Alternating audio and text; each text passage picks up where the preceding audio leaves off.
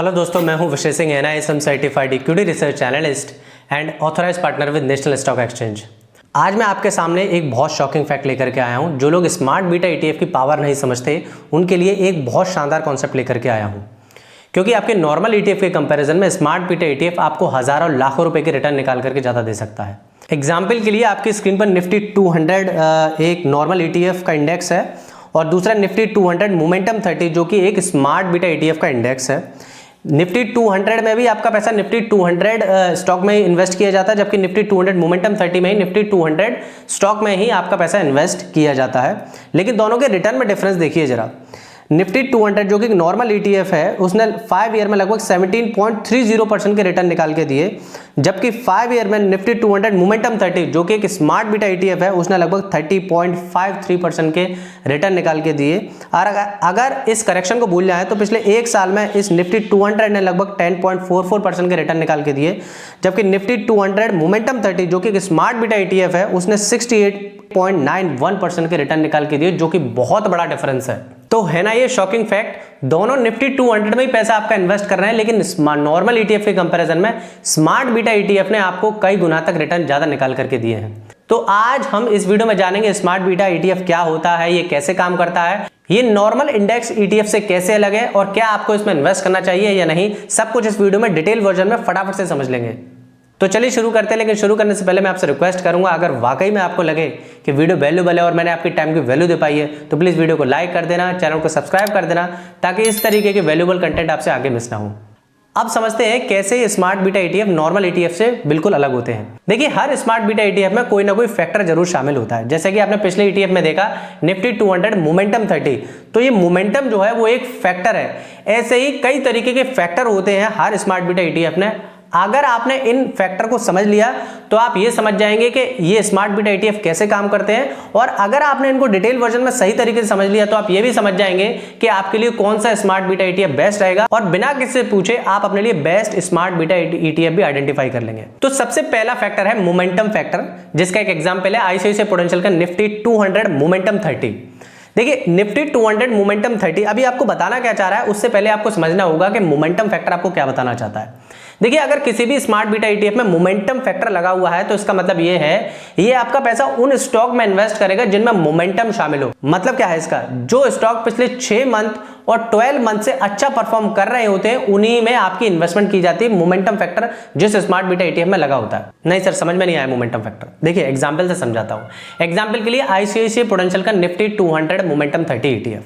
देखिए, ये आपको बताना क्या चाह रहा है, निफ्टी 200 मोमेंटम 30 मतलब सबसे पहले तो आपका पैसा निफ्टी 200 में इन्वेस्ट किया जाएगा, लेकिन यहां पर ऐड हो गया मोमेंटम 30। मतलब क्या होगा कि निफ्टी 200 में से आपका पैसा ऐसे 30 मोमेंटम स्टॉक में इन्वेस्ट किया जाएगा जिनमें मोमेंटम फैक्टर शामिल हो।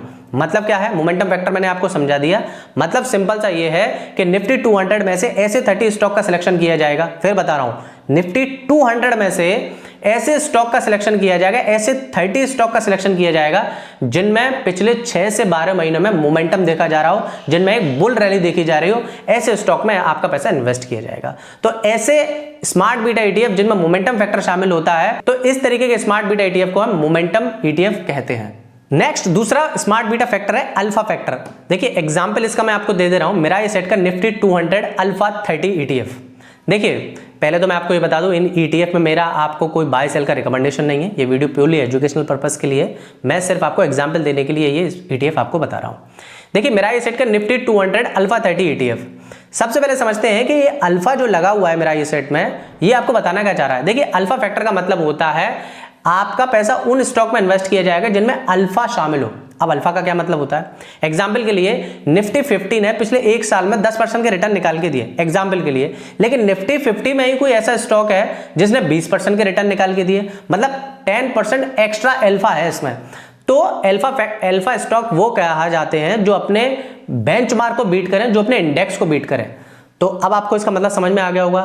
तो लेकिन सर एग्जाम्पल से तो समझाइए, कहना क्या चाह रहे हैं। एग्जाम्पल के लिए मेरा ये सेट का निफ्टी 200 अल्फा 30 मतलब क्या होगा, निफ्टी 200 में से कोई ऐसे 30 स्टॉक में आपका पैसा इन्वेस्ट किया जाएगा जिसमें अल्फा शामिल हो, जो निफ्टी 200 इंडेक्स को बीट कर रहा हो, ऐसे स्टॉक में आपका पैसा इन्वेस्ट किया जाएगा। आई होप ये आपने अल्फा फैक्टर समझ लिया हो, आपने अल्फा स्मार्ट बीटा ETF को समझ लिया होगा। वीडियो अच्छी लग रही है तो वीडियो को लाइक करना मत भूलना। थर्ड फैक्टर है वैल्यू फैक्टर। इसका एग्जांपल है आईसीआईसीआई प्रूडेंशियल का निफ्टी 50 वैल्यू 20।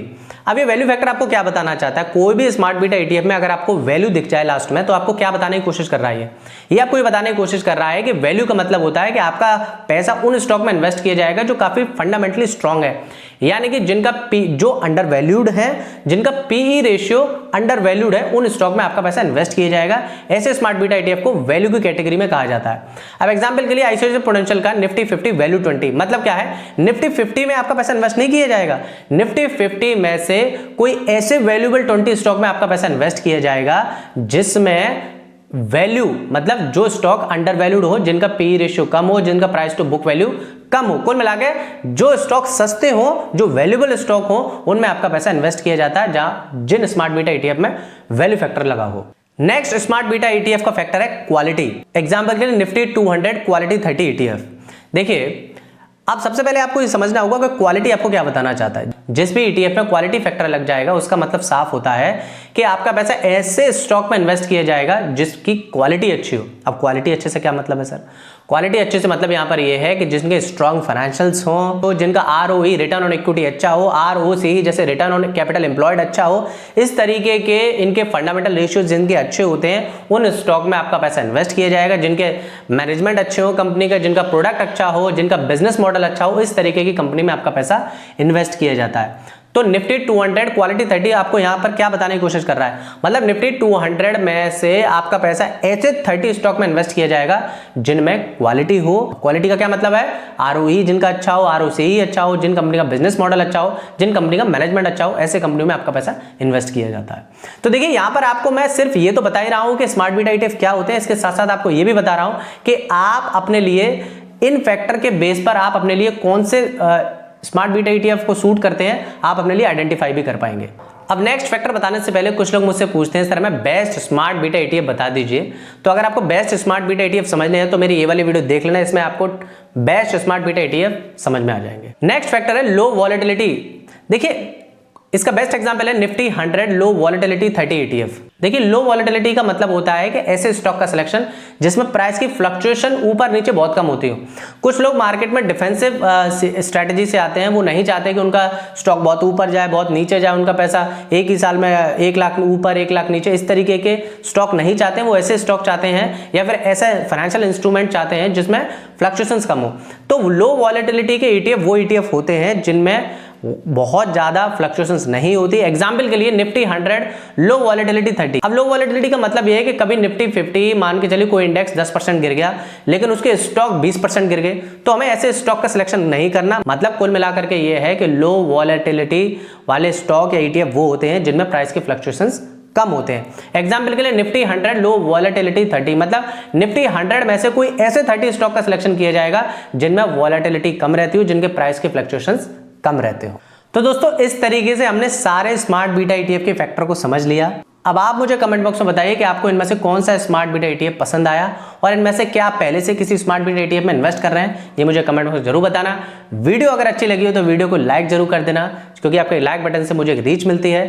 चैनल को सब्सक्राइब कर देना यार, आपके एक सब्सक्राइब बटन से आपका कुछ नहीं जाता, लेकिन आपके एक सब्सक्राइब बटन से हमें और हमारी टीम को बहुत बड़ा इमेंस मोटिवेशन मिलता है। इसी के साथ अगर आप मुझे पर्सनली कनेक्ट करना चाहते हो तो मेरे इंस्टा और फेसबुक के हैंडल है, यहाँ पर आप मुझे कनेक्ट कर सकते हैं। तो आज के लिए सिर्फ इतना ही, मिलते हैं नेक्स्ट वीडियो के साथ। This is Vishesh Singh signing of.